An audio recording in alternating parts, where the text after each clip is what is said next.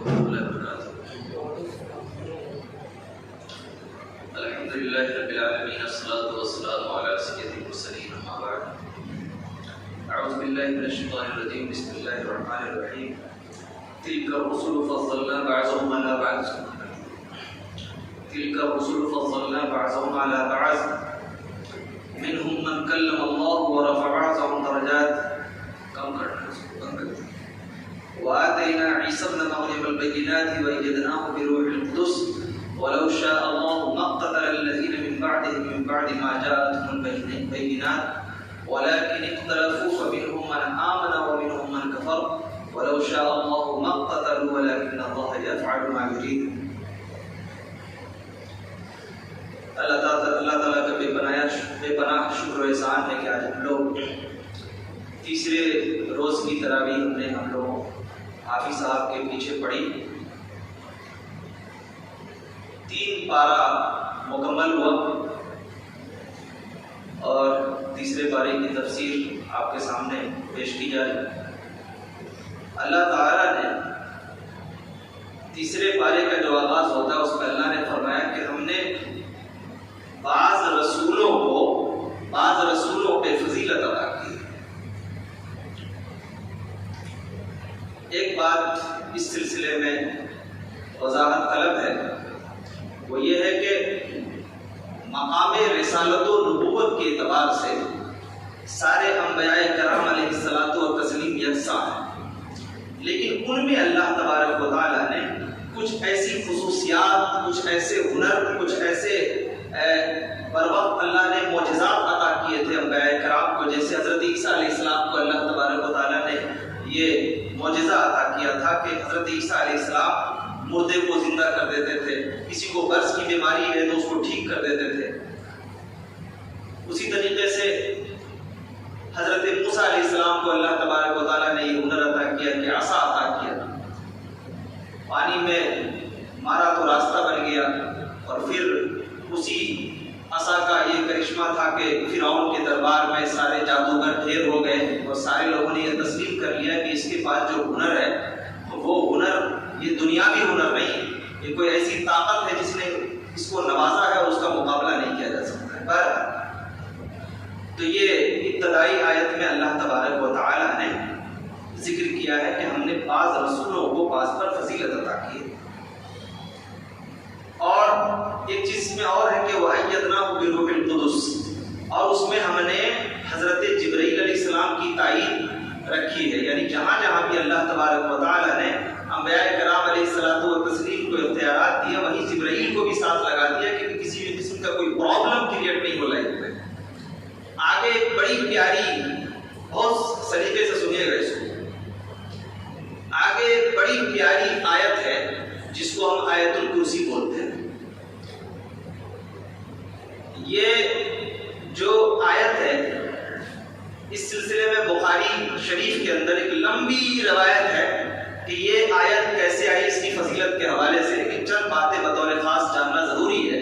وہ یہ ہے کہ یہ جو آیت ہے آیت الکرسی، اس کو ہم پڑھ کر کے اگر رات میں سو جائیں تو ایک نگہبان اللہ تبارک و تعالیٰ صبح تک متعین کر دیتا ہے جو ہماری دیکھ ریکھ کرتا ہے۔ یہ صحیح حدیث سے ثابت ہے۔ اچھا، کمال حیرت کی بات یہ ہے کہ اس آیت کو لگ بھگ سبھی مسلک کے لوگ پڑھتے ہیں اور صرف اس کو جھاڑ پھونک کی حد تک محدود رکھتے ہیں، ہے نا؟ مطلب یہ بتا دیتے ہیں کہ دیکھو یہ آیت الکرسی ہے، اس کو وہاں پڑھو گے پھونک مارو گے تو یہ ہو جائے گا، یہاں پڑھو گے تو پھونک مارو گے تو یہ ہو جائے گا۔ لیکن اس آیت الکرسی میں آخر اتنی طاقت، اتنا پاور کہاں سے، یہ کوئی نہیں بتا۔ اس سلسلے میں بات کریں گے۔ اس کے اندر اللہ تبارک و تعالیٰ نے اللہ نے اپنے اسماء الحسنی میں 5 ناموں کا ذکر کیا۔ سب سے پہلا نام اللہ نے اور 5 نام اور 25 صفات کا ذکر کیا کہ اللہ کی صفتیں کیا ہیں۔ یہ جو لوگ صرف اس کو انگریزی میں بولتے ہیں لپ سروس، یعنی صرف زبانی رٹنا جو کام ہوتا ہے، جیسے وہ مندروں کے اندر ہوتا ہے نا، وہ جو بیٹھے ہوئے لوگ رہتے ہیں وہ اپنا اوم نمہ شوہا بولتے رہے اور سارا کام ہوتا رہتا ہے۔ تو یہ لپ سروس کا جو معاملہ ہے یہ بہت بڑا پرابلم ہے، ہمیں یہ جاننا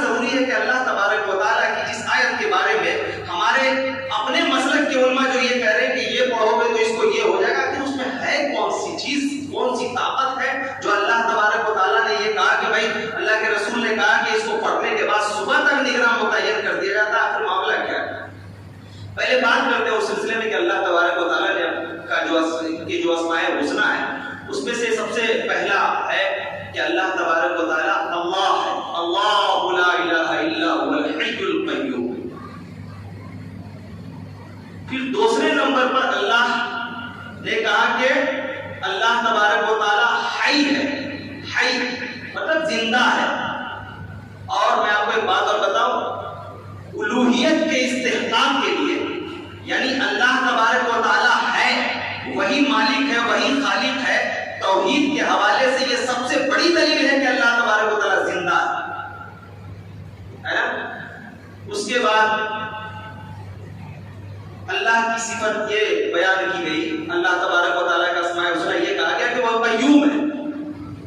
ایک مفسر لکھتا ہے کہ ان قطع حاضر تیار یتحول الکون الی صفر، کہ یہ جو کائنات کا نظام چل رہا ہے یہ دراصل اللہ تبارک و تعالیٰ کے اس قیوم کی قدرت کا نتیجہ ہے. وہ قائم ہے، اگر وہ چاہے تو اس کائنات کے کرنٹ کو تھوڑی دیر کے لیے اگر وہ اپنا پاور کھینچ لے تو یہ کائنات کا پورا نظام درہم ہو کر کے رہ جائے.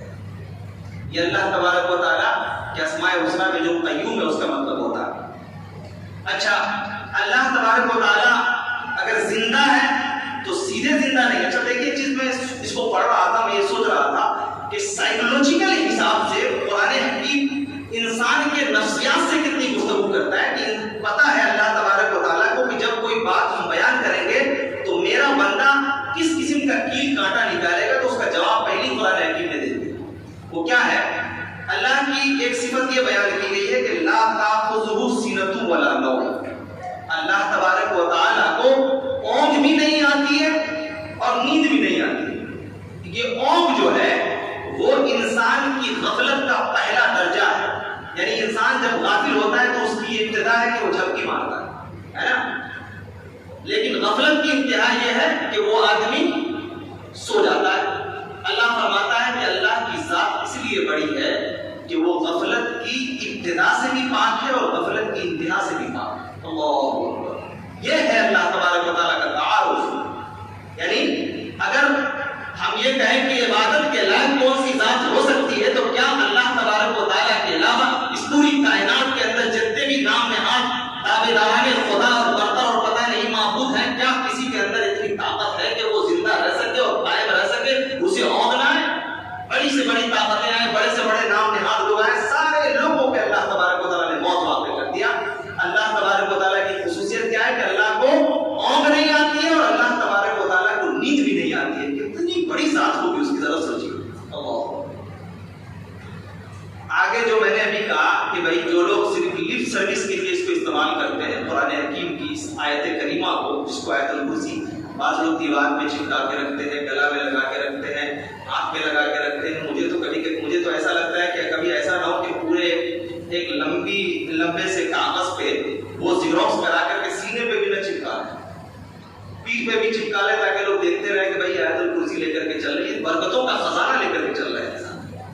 قرآن اس لیے نہیں آیا کہ آپ اس کو دیوار پہ لگا دیں اور سوچتے رہیں اور دیکھتے رہیں اور خوش فہمی میں مبتلا رہیں کہ میرے گھر کی دیوار پر بڑی مقدس آیتیں ہیں، لیکن وہ آیتوں کا معاملہ یہ ہے کہ سامنے روز دیکھتے ہیں لیکن ان آیتوں کے اندر چھپے ہوئے جو مانوی گہرائیاں ہیں چھپی ہوئی وہ آپ کے کلیجے تک نہیں پہنچ پاتی ہے. کہ یہ غفلت کی انتہا نہیں ہے.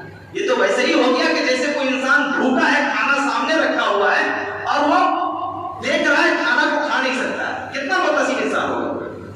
اللہ نے فرمایا اس کے اندر من ذا الذی یشفع عنده الا باذنہ. بڑا ٹریپیکل مسئلہ ہے، یہ بڑا متنازع مسئلہ ہے. لوگ کہتے ہیں کہ بھائی ہم یہ جو کر رہے ہیں نا، چادر چڑھا رہے ہیں اور پھر مرغا چڑھا رہے ہیں اور مسلح چڑھا رہے ہیں. ایک جگہ میں گیا، میں نے کل کہا تھا کہ میں نے کافی گھوما ہندوستان کو، دیکھا ایک جگہ دیکھا کہ صاحب یا ایک مزار میں پہنچے تو دیکھا کہ یہاں پر جو ہے نا اپنی منتیں اور اپنی شفاعتیں پوری کروانے کے لیے لوگوں نے 25 اصول لکھے ہوئے تھے اس کے مزار کے گیٹ پہ. 25 اصول کیا کیا ہے؟ چنا لانا ہوگا، ناریل لانا ہوگا، بوتل لانا ہوگا، پانی لانا ہوگا، چھوارا لانا ہوگا، الائچی لانی ہوگی اور پورا سسٹم. میں یہ بیٹھا بیٹھا سوچ رہا تھا کہ خدا نہ خاصہ کوئی غریب بیچارہ آ گیا جس کو کھانے کے لیے نہیں تو وہ کہاں سے لے کر کے آ گیا. اس کا مطلب یہ ہے کہ بابا کے دربار میں صرف امیروں کی انٹری ہے، غریب نہیں آ سکتا. یہ کیسا بابا ہے؟ اللہ فرماتا ہے من ذا الذی یشفع عنده الا باذنہ.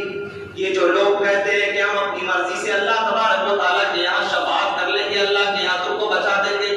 کوئی کہتا ہے کہ دامن پکڑ لو مچل جاؤ، کوئی کہتا ہے کہ میرے راستے پہ چلو اللہ تبارک و تعالیٰ کے یہاں شفاعت کروا دیں گے. کوئی کہتا ہے کہ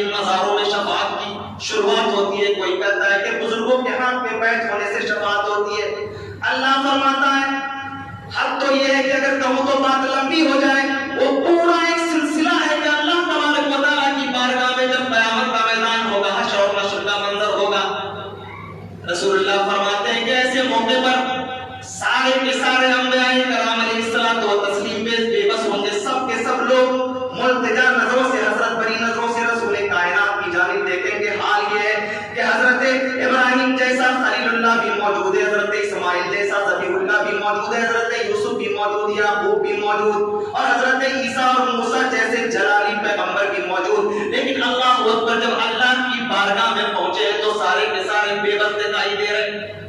من ذا الذی یشفع عنده الا باذنہ، اللہ تبارک و تعالیٰ فرماتا ہے کہ قیامت کے دن جب تک اللہ تبارک و تعالیٰ کی اجازت نہ ہو جائے کوئی اپنی مرضی سے شفاعت نہیں کروا سکتا۔ اللہ کی مرضی کے بغیر شفاعت نہیں ہو سکتی، اور یہ کہتے ہیں کہ بھیا ہم تو ٹکٹ بانٹ رہے ہیں پارلیمنٹ کے سیٹ کی طرح، جب چاہو لے لو چلے جاؤ بس۔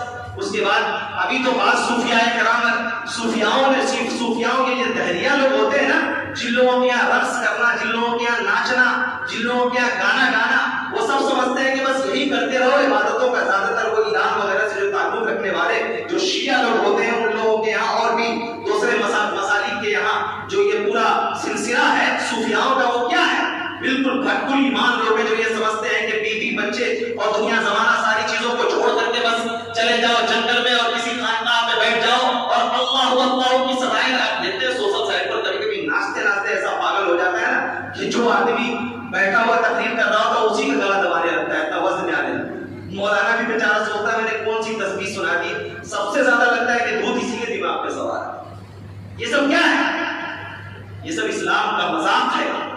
جس روز آپ نے اگر اسلام کو سمجھ لیا تو آپ سمجھ جائیں گے کہ اسلام کتنی بڑی نعمت ہے۔ علامہ اقبال کہتے ہیں کہ یہ شہادت گہے الفت میں قدم رکھنا ہے، یہ شہادت گہے الفت میں قدم رکھنا ہے۔ لوگ آسان سمجھتے ہیں مسلمان ہونا، اتنا آسان ہے کیا؟ نہیں۔ من ذا الذی یشفع عنده الا باذنہ، اللہ فرماتا ہے کہ قیامت کے دن جب تک اللہ تبارک و تعالیٰ اجازت نہ دے، چاہے وہ جتنے بڑا پیر ہو، ولی ہو، انبیاء ہو، یا جتنا بڑا مجدد ہو، یا اپنے آپ کو یہ کہے کہ ساری کائنات کی چیزیں اور سارے علوم کے خزانے اللہ نے میرے پاس رکھ دیے، اللہ فرماتا ہے کہ جب تک میری اجازت نہیں ہوگی اللہ کی بارگاہ میں وہ شفاعت نہیں کر پائیں گے۔ حیرت تو یہ مجھے بڑی پیاری حدیث یاد آ گئی، علماء کرام نے محدثین نے اس کو صحیح کہا۔ حضرت عائشہ صدیقہ رضی اللہ عنہا ایک مرتبہ بیٹھی ہوئی تھی اور اللہ کے رسول سے پوچھا، اللہ کے رسول بیٹھی ہوئی کمرے میں بیٹھی ہوئی حضرت عائشہ، جب میں اس روایت کو پڑھ رہا تھا میرے رونگٹے کھڑے تھے۔ حضرت عائشہ جو رسول اللہ کی بیوی، اللہ اکبر، جس سے بے انتہا محبت، اللہ کے رسول نے فرمایا کہ اے اللہ مجھے معاف کرنا، میں اپنی طبیعت کی آمادگی عائشہ کی طرف زیادہ پاتا ہوں، یہ شاید میری فطرت کا حصہ ہے۔ حضرت عائشہ اپنے کمرے میں بیٹھی ہوئی رو رہی تھی، ساروں پکار رو رہی ہیں، رات کا وقت ہے، کمرہ اندھیرا ہے۔ حضرت اللہ کے رسول پہنچے، دیکھے عائشہ رو رہی ہے، پوچھا عائشہ، کاندھے پہ ہاتھ رکھا، پیار سے کہا عائشہ کیوں رو رہی ہو، کیوں رو رہی ہو عائشہ؟ حضرت عائشہ سے عیسیٰ نے فرمایا، اللہ کے رسول آپ جتنی دنیا میں محبت جتاتے ہیں، کیا اللہ کے یہاں بھی آپ مجھے کام دے دیجیے گا اسی طریقے سے؟ اللہ نبی کی بیوی نبی سے فرما رہی ہے، کیا عالم رہا ہوگا اس منظر کا، اس احساس کا۔ راوی بیان کرتے ہیں کہ جس وقت حضرت عائشہ رو رہی تھی پورا بدن کانپ رہا تھا۔ اللہ، ہم لوگ تو بس معمولی سمجھتے ہیں کہ 2 وقت کی نماز پڑھ کے جیسے اللہ کی جنت آسان ہو گئی۔ نبی کی بیوی امہات المومنین، ام المومنین، جسے جبرائیل امین سلام کرے، رو رہی تھی ایسا کہ کانپ رہی۔ اے اللہ کے رسول کیا آخر میں آپ مجھے کام دے دیں گے؟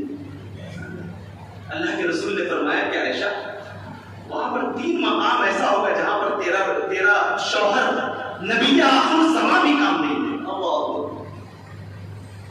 جب میزان پہ تولا جائے گا، اعمال پیش کیے جائیں گے، جب تم پلسرات سے گزرو گی وہاں پر میرا کچھ نہیں چلے گا، تمہارا عمل۔ اللہ، نبی اپنی بیوی کے پاس جب آخرت کا منظر آوے تو اتنی بے بسی کا اظہار فرمائے اور لوگ اتنی آسانی سے جنت کا ٹکٹ بانٹتے ہوئے پوچھتے ہیں۔ میں تو سوچتا ہوں کہ بھائی خود تو ڈوبے ہیں سنم، تم کو بھی لے کر کے ڈوبو گے۔ اللہ، پڑھیے سوچیے کبھی قرآن کو بس لپ سروس کے حساب سے اگر قرآن کو پڑھیے تو بات سمجھ میں نہیں آئے گی۔ آپ خوش نصیب ہے کہ اللہ تبارک و تعالیٰ نے آپ کو یہ موقع عنایت فرمایا ہے کہ آپ نماز تراویح بھی ادا کر رہے ہیں اور الحمدللہ ثم الحمدللہ کہ آپ اس کے تراجم بھی سمجھ رہے ہیں. خوش نصیب ہیں آپ مقدر والے ہیں. وہ کتنے بے مقدر لوگ ہیں جو رمضان کے مہینے میں صرف تراویح پڑھاتے ہیں تو یا تو یعلمون سمجھ میں آتا ہے یا تعلمون سمجھ میں آتا ہے اور بیچ میں حافظ صاحب نے کیا پڑھا یہ کچھ سمجھ میں نہیں آتا. یعنی یہ ہے کہ گاڑی کہاں سے گزری یہ پتہ نہیں, بس اسٹاپیج سمجھ میں آ جاتا ہے کہ یہاں اسٹاپیج ابھی رکا گیا. آپ خوش نصیب ہیں کہ ماشاء اللہ کتنی خوبصورت آواز ہے اور کتنے خوبصورت لب و لہجے میں تلاوت فرماتے ہیں اور اس کے بعد الحمدللہ آپ قرآن حکیم کو براہ راست سمجھتے ہیں, اس کی تفسیروں کو. یہ آپ خوش نصیب ہیں کہ اللہ تبارک و تعالیٰ نے آپ کو یہ موقع نصیب فرمایا اور میں دعا کرتا ہوں کہ اللہ تبارک و تعالیٰ ہمیشہ آپ کو اس شرف سے نوازے. آگے اللہ تبارک و تعالیٰ نے فرمایا لا اکراہ فی الدین. اور غور سے سنیے گا, یہ بہت چیلنجبل مسئلہ ہے, آج کی تاریخ میں ہر جگہ پیش آتا ہے. لا اکراہ فی الدین, دین میں زبردستی نہیں. سوال یہ ہے کہ اس آیت کریمہ کا شان نزول کیا ہے, یہ کیوں کہا گیا ہے دین میں زبردستی نہیں؟ ہوا یہ کہ صحابہ کرام رضوان اللہ تعالیٰ علیہ اجمعین جب ایمان لائے نا تو اس کے بعد جو ان کے بیٹے تھے بچے تھے ان پر وہ زور زبردستی کرنے لگے کہ دیکھو آؤ جلدی جلدی اسلام قبول کرو. اور وہاں پر مسئلہ یہ تھا کہ جب بیٹے کو آدمی بول رہا ہے تو بیٹے کو تو یہ خوف بھی لایا تھا نا کہ اگر نہیں قبول کروں گا تو میری وراثت کا کیا ہوگا, زمین جائیداد کا کیا ہوگا, مکان کا کیا ہوگا. باپ بول رہا ہے اگر چاہے تو بے اختیار کر دے, کام پکڑ کے بھگا دے, ہے کہ نہیں؟ لیکن باپ بیٹے کو کہہ رہا ہے بیٹا کافر ہے. صحابہ کرام کہا کرتے تھے کہ آ جاؤ تم اسلام میں داخل ہو جاؤ. اللہ تبارک و تعالیٰ نے منع کر دیا لا اکراہ فی الدین. مسئلہ کیا نہیں کرتا ہے پتہ ہے آپ کو؟ یہاں پر علامہ ابن تیمیہ نے فرمایا کہ یہاں پر نفی بمعنی نہیں ہے, سیدھے انکار ہے. علامہ ابن تیمیہ رحمۃ اللہ علیہ شیخ الاسلام اللہ تبارک و تعالیٰ ان کی قبروں پر نور سے برسے کیا کیا معنی اور مفاہیم نکالے ہوئے. اللہ تبارک و تعالیٰ نے صحابہ کرام کو جو ان کے کفر پر جمے ہوئے بچے تھے, اولادیں تھیں, اس کو جبرن اسلام میں داخل ہونے سے منع. جو بولتے ہیں کہ اسلام جو ہے نا یہ تلوار کے زور سے پھیلا ہے.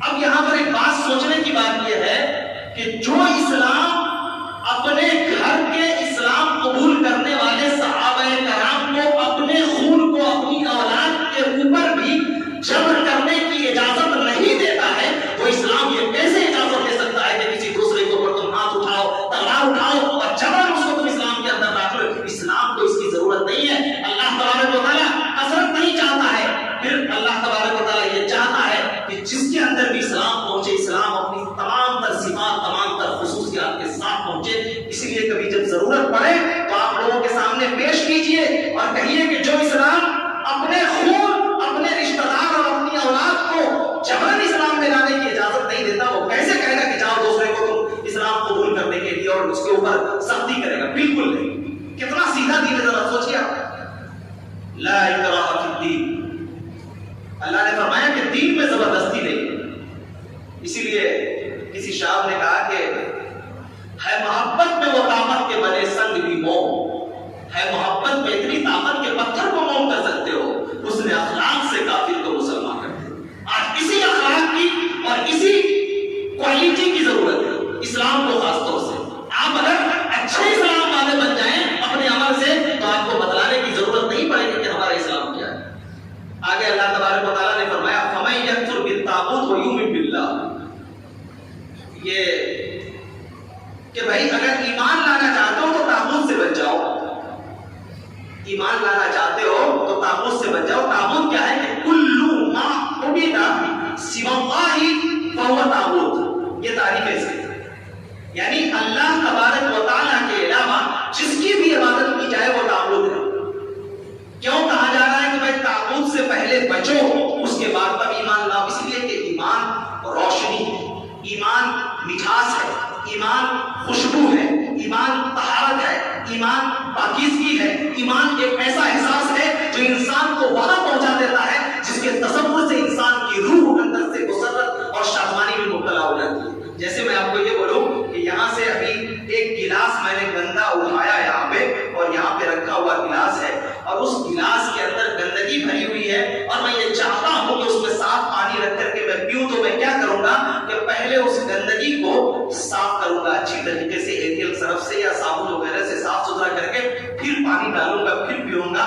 یہ کتنا سائیکولوجیکل بات اللہ تبارک و تعالیٰ کہہ رہا ہے کہ بھائی ایک گلاس میں یا تو گندا پانی رہے گا یا ٹھنڈا پانی یا صاف پانی رہے گا. جب تم کو اگر ایمان کی تلاش ہے تو سب سے پہلے اپنے سینے کو قدورت سے اللہ تبارک و تعالیٰ کے علاوہ جو تمہارے دل میں دوسرے لوگوں کی عقیدتیں بیٹھی ہوئی ہیں، مزار اور قبور اور منابر اور باباؤں کی جو عظمت بیٹھی ہوئی ہے، وہ چیزیں جو اللہ سے منسوب ہونی چاہیے تم نے دوسروں سے منسوب کر لی ہے. اللہ تبارک و تعالیٰ کہتا ہے سب سے پہلے سب کو بائیکاٹ کرو، ڈیلیٹ کرو اور ہمارے احساس کو سیو کرو. تب جا کر کے اللہ تبارک و تعالیٰ کہتا ہے تمہیں ایمان کی روشنی کا احساس ہوگا. اور نہ پوری زندگی ٹامٹویا مارتے رہو ایمان کی روشنی سے اور ایمان کی حلاوت سے تم اس کی حلاوت نہیں پا پاؤ گے اور مٹھاس نہیں پا پاؤ گے. آگے اللہ تبارک و تعالیٰ نے ایک بڑی پیاری بات کہی ہے کہ حضرت ابراہیم علیہ السلام کا مکالمہ چل رہا ہے. حضرت ابراہیم علیہ السلام جب نمرود کے دربار میں بلائے گئے، پورا دربار لگا ہوا ہے، اور پوچھا کہ کیا میں نے یہ سنا ہے کہ تم مجھے معبود نہیں مانتے ہو، تم یہ نہیں کہتے ہو کہ میں خدا ہوں. اب دیکھیے یہاں پہ سوچنے کی بات ہے. حضرت ابراہیم علیہ السلام نے کہا کہ نہیں، میں تمہیں معبود نہیں مانتا. اچھا، یہ اتنا آسان نہیں ہے. آپ نے جیسے ابھی سنا کہ ابراہیم سے پوچھا گیا حضرت ابراہیم علیہ السلام سے اور انہوں نے کہا کہ میں تمہیں معبود نہیں مانتا. یہ بڑا سننے میں لگا اور ختم ہو گیا. آپ یہ تھوڑی دیر کے لیے فیل کیجئے کہ ایک بڑا سا دربار ہے، بادشاہ تخت پہ بیٹھا ہوا ہے، اس کی حکومت چل رہی ہے. اگر وہ چاہے جس کو چاہے اس وقت موت کے گھاٹ اتار دے، اور اس کے ظلم کی داستان اور اس کے ظلم کے مناظر بھی حضرت ابراہیم علیہ السلام کی نگاہوں کے سامنے تھے. سامنے بادشاہ ہے اور اختیارات تو اس کے سارے حواریین بیٹھے ہوئے ہیں. بادشاہ کے سامنے جب حضرت ابراہیم علیہ السلام یہ کہہ رہے کہ میں تجھے معبود نہیں مانتا، کیا بات سمجھ میں آئی؟ بات یہ سمجھ میں آئی کہ جب انسان کا کلیجہ توحید کی روشنی سے منور ہوتا ہے، جب انسان کے پاس توحید کی طاقت آتی ہے، تو جتنے بھی زندگی میں دنیا میں معبودانہ باطلہ کے خود ساختہ ڈر اور خوف ہے، وہ سب نکل کر کے سائڈ پہ چلے جاتے ہیں. توحید کی یہ طاقت ہے کہ بغیر کسی ہاتھ کے، بغیر کسی حواری کے نمرود کے دربار میں کھڑا ہے، وقت نبی اور سینہ تان کے کہہ رہا ہے کہ میں تمہیں معبود نہیں مانتا. یہ توحید کی جرأت ہے. پتہ یہ چلا کہ اگر اللہ تبارک و تعالیٰ نے آپ کو توحید کی نعمت سے نواز دیا ہے، وہ خوش نصیب ہیں آپ لوگ جو اہل حدیث ہیں اور توحید پہ چلنے والے لوگ ہیں، جنہیں اللہ تبارک و تعالیٰ نے توحید کی نعمت سے نوازا ہے.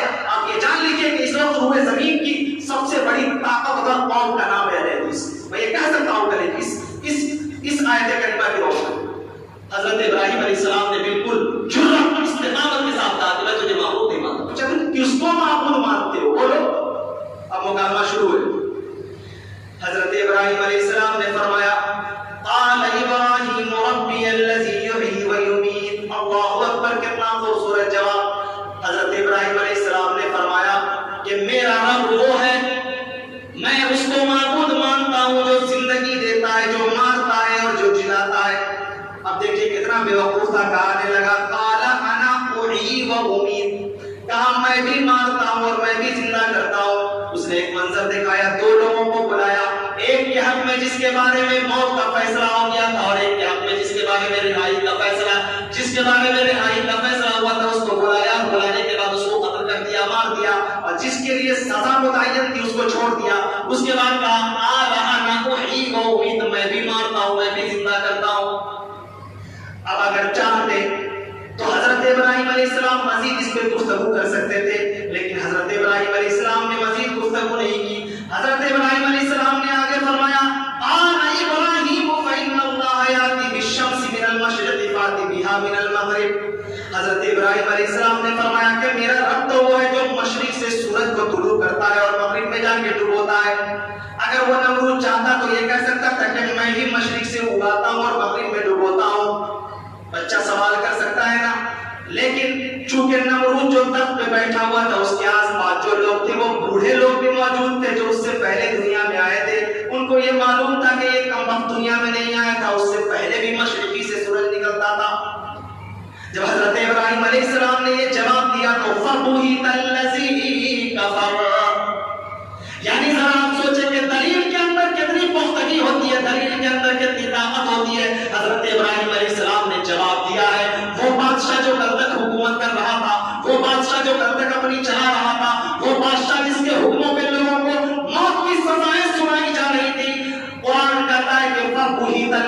کفر، جب اس نے جواب سنا ہے تو مبہوت ہو کر کے رہ گیا، خوف سے اس کے چہرہ متغیر ہو گیا۔ یہ ہے دلیل کی طاقت، اور الحمدللہ خوش نصیب ہے کہ اہل حدیثوں کے پاس دلیل کی طاقت ہے۔ گویا ہم انبیاء کرام علیہ الصلوۃ والتسلیم کے سچے وارث ہیں، اس لیے ہمارے پاس دلیل کے علاوہ عقل پچو باتیں نہیں چلتی ہیں۔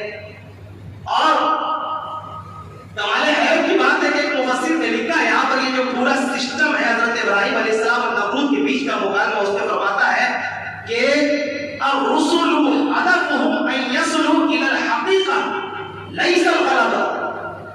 مفسر کہتا ہے کہ جب رسول کسی سے مکالمہ کر رہے ہوتے ہیں تو اس کا مطلب مقصد یہ ہوتا ہے کہ وہ حقیقت تک ان لوگوں کو پہنچا دے، مقصد یہ نہیں ہوتا ہے کہ اس کو زیر کر دے، اس کو نیچا دکھا دے۔ اللہ اکبر، یعنی پیغام یہ پہنچا کہ اگر آپ کسی کے سامنے حق پیش کر رہے ہیں تو آپ کا مقصد یہ نہیں ہونا چاہیے کہ میں اس کو ڈیمورلائز کروں گا یا اس کو ہراؤں گا، بلکہ آپ اس کے سامنے میں سیدھے طریقے سے پیش کیجئے، سیدھے طریقے سے اپنی بات کو پیش کیجئے، اور حق میں وہ طاقت ہے کہ انشاءاللہ العزیز حق جو ہے نا وہ جس طرح سیلاب میں جو پانی آتا ہے نا اس کو راستہ دکھانے کی ضرورت نہیں ہوتی ہے، وہ جہاں جہاں سے گزرے گا وہاں سے راستہ، جس طرف جاتے ہیں میخانہ بنا لیتے ہیں، جدھر سے گزرے گا راستہ بنا لے گا۔ یہ حق کی طاقت ہے۔ یہ اللہ، یہ مفسر نے لکھا کہ صاحب جتنے بھی لوگ آئے اس روئے زمین پر انبیاء کرام علیہ الصلوۃ والتسلیم، ان کا مقصد یہ نہیں تھا کہ سامنے والے کو زیر کرتے، بلکہ وہ حقیقت کو بتاتے تاکہ لوگ حقیقت تک پہنچ سکے۔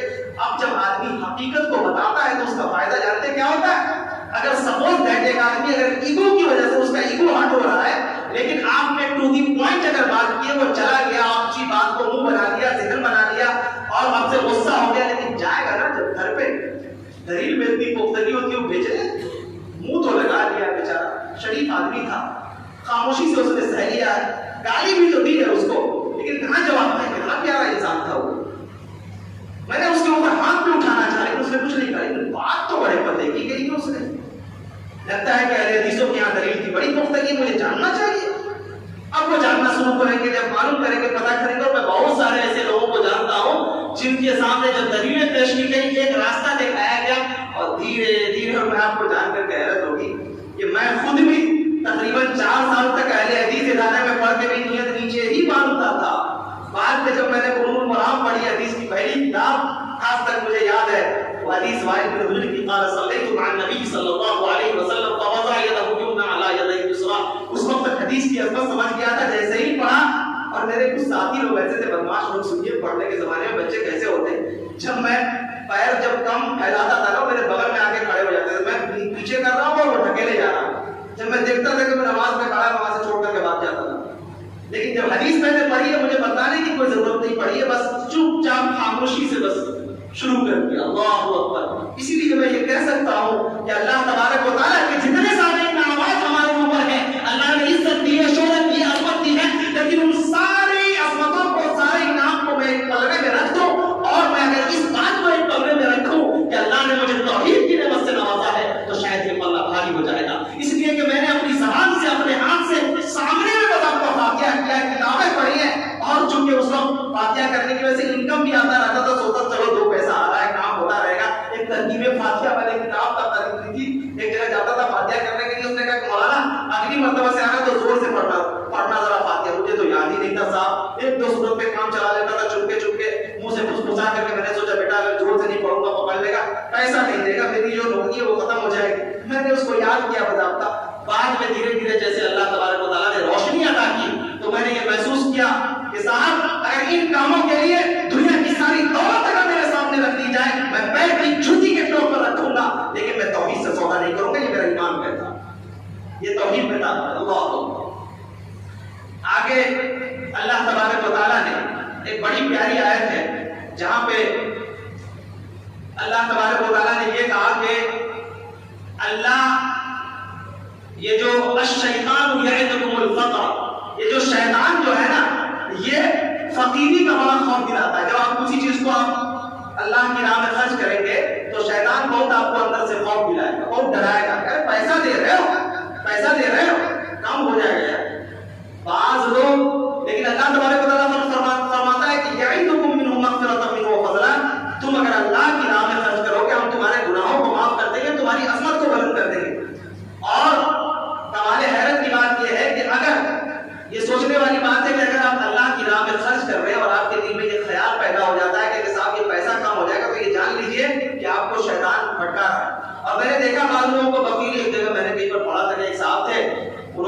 دیا کہ ان کو شوق پیدا ہوا کہ بھائی گھی لے کر کے آتے، گھی لے کر کے آئے، اور اس کے بعد اہلیہ سے کہا کہ دیکھو گھر کے سب سے اوپر والے تاپ میں اس کو رکھو، کون سی چیز لے کے آیا ہو کہ بالکل اس کو اوپر تاپ میں رکھو، گھی لے کے آیا ہوں بہت مہنگا دیا، ٹھیک ہے رکھ دیا۔ کھانے کا جب وہ ٹائم ہوتا تھا نا، گھی کو روٹی میں لگانے کے بجائے وہ اوپر سے نکال کے سونگ لیتا تھا، پھر روٹی پہ ڈال دیتا تھا۔ ایک دن ہو گیا، 2 دن ہو گیا، 3 دن ہو گیا، 4 دن 5 دن جب ہو گیا، اہلیہ دیکھے دیکھے پریشان ہو گئی، کچھ مہینے گزر گئے، بھائی کیا چیز لائے ہو، کوئی منتر ہے کیا، جاتے ہو سونگ لیتے ہو رکھ دیتے، بہت قیمتی چیز ہے، اگر عملی لگا دیا تو وہ ختم ہو جائے گا۔ بعد میں پتا چلا کہ 3 مہینے کے بعد کمبخت نے اتنی سانسیں لی تھی کہ ان سانسوں کی ہواؤں کے تعفن سے سارا کا سارا گھی خراب ہو گیا۔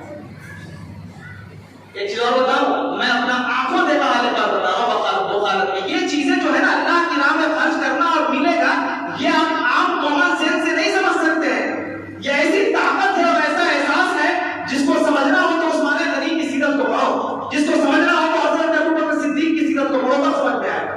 میں ایک اپنا سچا واقعہ بتاتا ہوں، میں نے زندگی کو بڑی کھلی ہوئی آنکھوں سے دیکھا، اس لیے میں یہ باتیں بتاتا ہوں، میں اپنا سچی باتیں بتا رہا ہوں۔ ایک مولانا صاحب لوگ پڑھتے تھے جب حنفی ادارے کے اندر، تو ایک صاحب تھے مولانا، بڑے قد و قامت، ان کو بڑی ذمہ داریاں دی گئی تھی۔ وہ کیا کرتے تھے صاحب کہ جب بھی کوئی مہمان آتا نا تو اپنے جیب میں اتنی موٹی، پہلے یہ موبائل نہیں تھا تو جنتری لوگ رکھتے تھے ٹائم اس میں تاریخ دیکھنے کے لیے، تو وہ جنتری جیب میں رکھے رہتے تھے۔ جب کوئی مہمان آتا نا کہتا کہ بیٹھیے بیٹھیے میں آپ کو چائے پلانے والا ہوں، اور اس کے بعد جنتری میں وہ ہاتھ ڈالتے جیب میں، اور اس وقت تک جنتری کو کھنگالتے رہتے جب تک مہمان بیچارہ کہتا ہے لائیے مولانا میں ہی دیتا ہوں پیسہ، اس وقت وہ کھنگالتے رہتے اور وہ جنتری کو دیکھتے رہتے تھے۔ اللہ تبارک و تعالیٰ نے حالانکہ ان کو نوازا تھا، اس وقت میں چائے کتنے کی رہی ہوگی، 2 روپے کی، 3 روپے کی، اور کیا اس کی کیا قیمت ہے، لیکن انہوں نے اپنا مائنڈ بنا لیا تھا کہ جو بھی مہمان آئے نا، بلکہ ان کو پینے کا من ہوتا تو کوئی مہمان آئے تو چائے کا ذکر ضرور کرتے، اور چائے بہت پیتے تھے، اب اتنی چائے کہاں سے بیچارہ خریدے، تو کہتے جو بھی مہمان آئے میں یہ چاہ رہا ہوں آپ جا رہے ہیں، جانے سے پہلے میں آپ کو چائے پیش کر دوں تھوڑی فصیح و بلیغ اردو میں۔ وہ بھی بیچارہ سوچتا کہ ہاں ضرور پیے، 2 منٹ انتظار کرتا اور اس کے بعد دیکھتا کہ مولانا کی جنتری سے روپیہ نکل ہی نہیں رہا ہے، تو بیچارہ تھک ہار کر کے جیب میں سے پیسہ نکال کے دیتا، مولانا آپ ہی منگوا دیجیے میں دے رہا ہوں پیسہ۔ اب جن لوگوں کو یہ معلوم ہو گیا تھا نا کہ مولانا کا یہ نوٹنگی ہے ہمیشہ ہمیشہ، جیسے ہی مولانا کہتے کہ ان کے آپ کو چائے پلانے والا ہوں، جلدی سے اٹھ کے بھاگ دیتا تھا۔ اور آپ کو جان کے حیرت ہوگی کہ میں نے 25 سال کے بعد ان کو دیکھا، جو بات بتانے چاہ رہا ہوں یہ تو بیچ میں تفریح کے طور پہ یہ بات آ گئی، یہ بات صحیح بات ہے، کوئی مطلب دماغ سے بڑی ہوئی بات نہیں۔ جب 25 سال کے بعد میں نے ان کو دیکھا، آپ کو جان کے حیرت ہوگی، جب 25 سال کے بعد ان کو میں نے دیکھا تو ایک بڑی بھکاری صورت میں، ایک دم کپڑے پھٹے ہوئے عجیب و غریب حالت میں، ان کو پہچاننا مشکل تھا۔ بولے بابو جمیل ہو؟ بولے جی جی حضرت، ہم لوگ اس زمانے میں حضرت بولتے اب شیخ بولتے۔ بولے کہ جی حضرت میں ہوں، پہچان میں نہیں آ رہا، بڑے اچھے ہو گئے ہو ماشاءاللہ، لمبا قد ہو گیا، سنتا ہوں تمہارے بارے میں بڑی خوشی ہوتی ہے، اب میں دیکھ کے ان کو حضرت سے دیکھ رہا ہوں، دیکھیے معمولی سی زندگی ہے، بڑی دولت نہیں تھی، لیکن ایک مشاہدہ میں اپنا بتا رہا ہوں کہ زندگی میں ایسے لوگوں کو آپ دیکھیں گے کہ جن لوگوں کو لگتا ہے کہ پیسہ ہی ہر کچھ ہے، تو اللہ تبارک و تعالیٰ اس کی زندگی میں اتنی تنگی پیدا کر دیتا ہے۔ الشیطان یعدکم الفقر، یہ شیطان جو ہے نا یہ خوف پیدا کرتا ہے۔